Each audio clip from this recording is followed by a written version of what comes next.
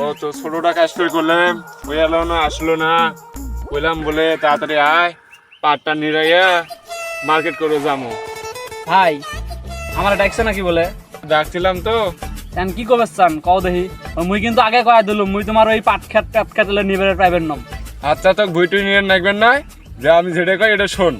কও দেখি তাহলে কি করবে চান, শুনি তোমার কথাই শুনি।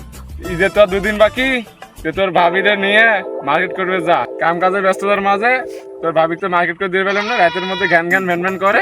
তাহলে তোর ভাবিরে নিয়ে মার্কেট করে দিয়ে আয় যা। ওই মুই বেডিসল টেডিসল নিয়ে মার্কেটত যাবে প্রাইভেট নম। আমার এটা পছন্দ হন নাই, ওটা পছন্দ হন নাই, ওটা এই দোকান নাই ওই দোকান, মুই হলে প্রাইভেট নম। খেতেও নিয়ে বেনস, তোর ভাবিক মার্কেটও করে দিয়ে বেনস, তাহলে পাবোটা কি? হ্যাঁ, কত দাম মুই শোনম? তে মুই কি পাইম তোমার শুনবে চান? হ্যাঁ শোনম, দাম কি কইস? আচ্ছা শোনো তাহলে, ওই বউকা তোমার না আমার?